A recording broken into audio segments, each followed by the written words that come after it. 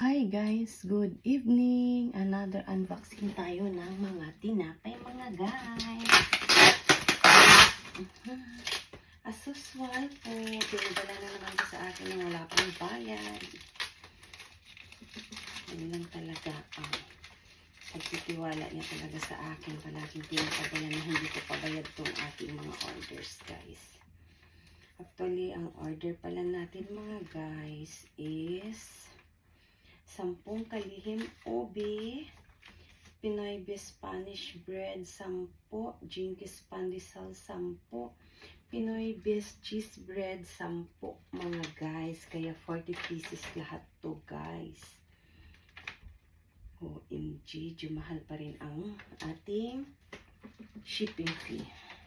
Pero okay lang yan. Guys, unboxing tayo.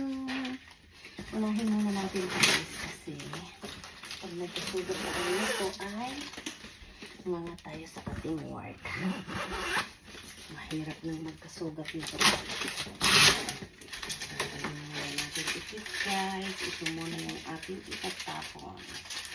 Wait lang mga guys. Itatapon ko na ito sa basurahan. Ayan. I'm back guys. Ayan na. Unboxing na natin ito mga guys.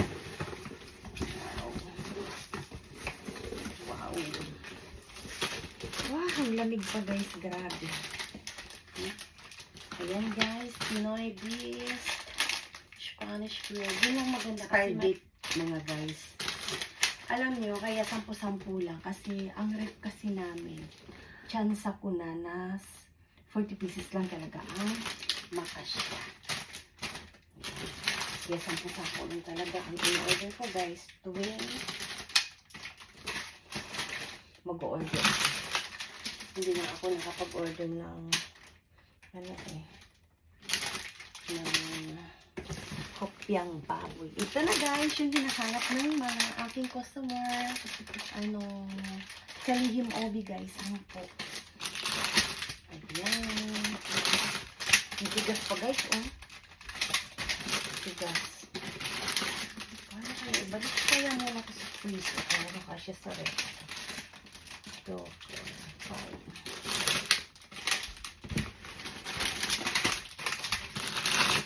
Alright. Ayan, 3.5. Ala, parang kulang.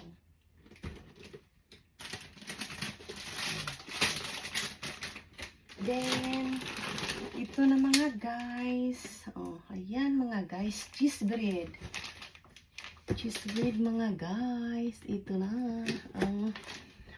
Ang lasa ng cheese bread nila guys. Kasi, bakit siya masarap? May palaman kasi sa loob. May mga cheese na sa ibabaw. May palaman pa sa loob guys. Kaya para siyang ensaymada ang lasa talaga nitong cheese bread na to guys. So, mabinta na rin to sa akin. Hindi ka nalugi nito guys. Kasi 12 pieces ang laman. 369. 12 pieces ang laman. Kaya hindi ka nalugi nito. Expiration niya is Hachigatsu August 21. Bagong luto kasi nila to eh.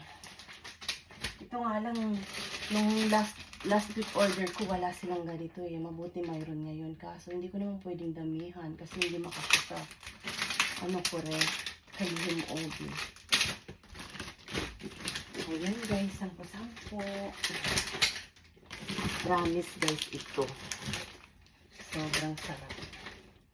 Ito naman yung pandesal na mabinta rin sa akin guys. Nanunid mo ng palamanan. Sobra. Ayan o.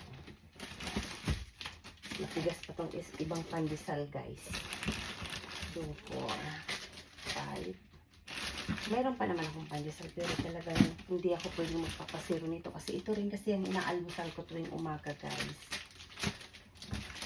Ayan na guys. Ang ating available. PM lang kayo. Ayan. Spanish bread. Then, cheese bread. Ito guys, cheese bread. Super yummy ito guys. Then, kalihim obi with pandesal. Ayan guys. Thank you for watching.